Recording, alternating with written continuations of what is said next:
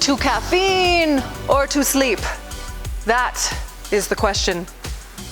Hey friends, it's 2 p.m. somewhere, which means someone is reaching for their 6th cup of coffee right now to try and push through the rest of the day. Hey, we've all been there. In fact, it's estimated that up to 90% of American adults consume some type of caffeine on a daily basis, and for good reason.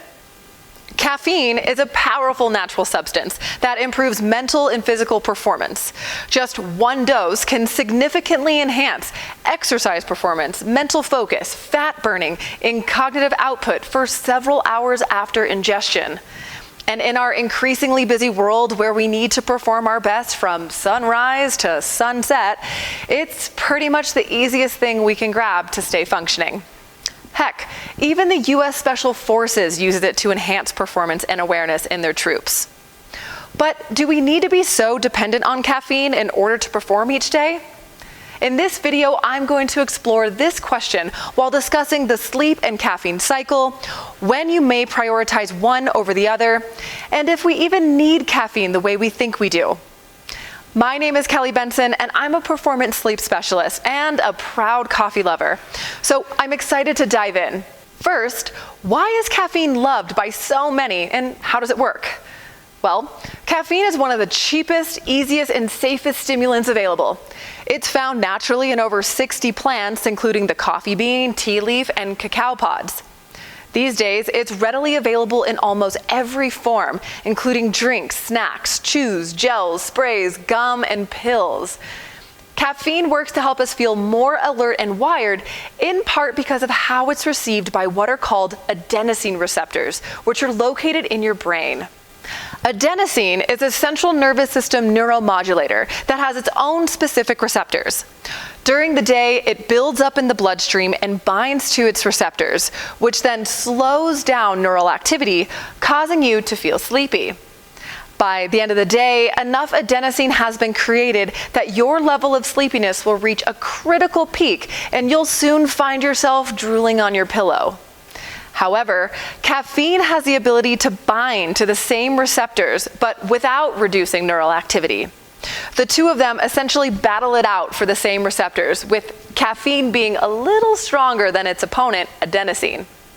This then increases neural activity when it otherwise would begin slowing it down. In other words, caffeine prevents your brain from feeling sleepy.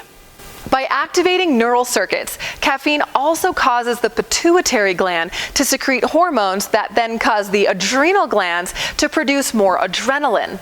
As the fight or flight hormone, this increases your level of attention and gives the whole system a burst of energy. It's this feeling that many coffee drinkers are so eager for each morning. With moderate consumption, it has incredible effects on many cells throughout the body, including muscle cells and brain cells. It's quickly absorbed into the bloodstream and reaches peak levels within just 30 to 90 minutes and remains high for about 3 to 4 hours. While it's in our system, it improves focus and energy, increases alertness and speed, activates muscles and increases thermogenesis, and helps us feel more positive and happy. Essentially, caffeine is nature's most beautiful performance enhancer. Now, although there's no real nutritional need for caffeine, moderate intake isn't associated with any recognized health risks, and in fact, it may have some profound benefits. According to Harvard Health, moderate consumption has been linked to a longer lifespan and a reduced risk of cardiovascular disease, type 2 diabetes, and cirrhosis, to name a few. Now, when I say moderate, I mean 3 8-ounce cups of coffee or 250 milligrams of caffeine. More than 6 cups of coffee per day is considered excessive and could have negative health effects. In fact, a dose of 500 milligrams or 600 milligrams of caffeine is much like a low dose of an amphetamine. That said, not all individuals respond the same way to caffeine, and some may have a more difficult time processing it. It's also possible to build up a tolerance to caffeine, which happens to people who consume it on a daily basis.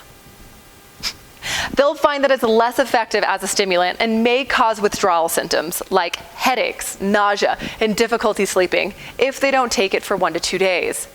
Which brings me to the love-hate relationship between caffeine and sleep. Now, although caffeine isn't necessarily unhealthy, it does have to be consumed strategically and carefully. With a half-life of around 6 hours, your body will still be processing a 9 a.m. cup of joe until the late afternoon hours, even if the noticeable effects have already worn off.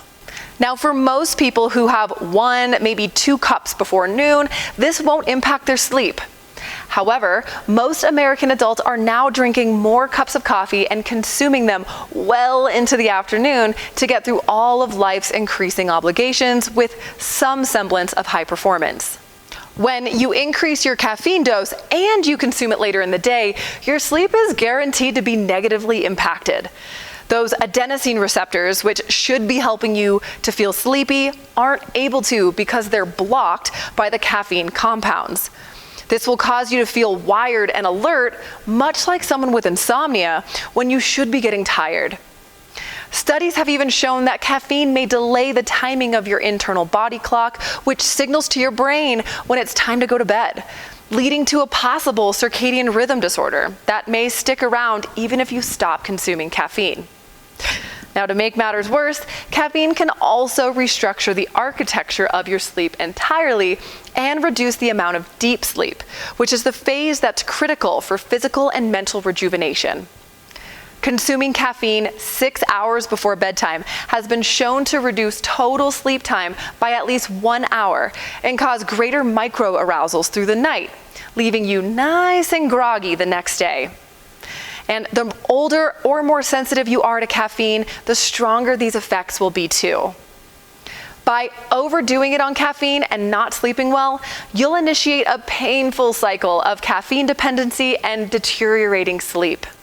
You'll begin feeling like you need more in order to function, but then experience worsening sleep and other possible side effects like anxiety, irritability, rapid heart rate, nervousness, and more aggressive caffeine crashes.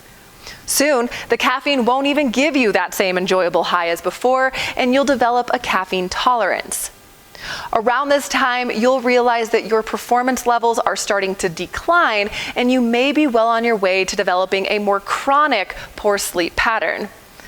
By not sleeping well, you'll be susceptible to impaired muscle growth, mental fatigue, slow healing, changes in cognitive function, reduced immune system, and a susceptibility to weight gain, just to name a few. And unfortunately, the answer isn't in another cup of coffee, but rather a detox from caffeine and a focus on sleep. Which brings me to my recommendations. No matter what, caffeine should never be used as a substitute for sleep or poor sleeping habits. The FDA has even cautioned consumers that products marketed as energy shots or energy drinks are not alternatives to sleep. If you haven't developed a caffeine dependency and your sleep is good, then stick to healthy caffeine habits like having your last dose no later than 2 p.m. and consuming no more than about 250 to 400 milligrams per day. If your body doesn't tolerate caffeine well, then reduce this amount and consume it earlier in the day. If you're interested in strategically taking caffeine purely as a performance enhancer, say for sporting competitions or fitness, the recommended dose ranges from 1.5 to 4 milligrams per pound of total body weight taken 1 hour before exercise. For a 150-pound person, this corresponds to 225 to 600 milligrams, which is a big enough range to allow for personal experimentation, which I encourage you to do. Now, if you're someone with a caffeine dependency and poor sleep, you may benefit from a caffeine detox of a few weeks and then reinstate the habit slowly and carefully. Be warned that withdrawal symptoms will take place and you'll feel worse before you feel better. But it'll help you reset your sleep and health in ways that will even make you feel better from before. If you're going to wean off coffee, please do so under the supervision of a licensed medical professional. Lastly, it's important to know that you do not need caffeine in order to perform optimally. It is a performance enhancer, which means it can only elevate the mind-body performance capabilities you naturally have. By focusing on getting high-quality sleep, eating well, and exercising often, you may find that you don't even need caffeine. If that's you, enjoy not spending $6 on daily double-shot lattes and instead go buy yourself a performance-enhancing mattress. That's all for this conversation. I hope it's been an energizing one for you. My name is Kelly, and I encourage you to subscribe to our channel to learn more about upgrading your performance through sleep. Thanks, and we'll talk to you soon.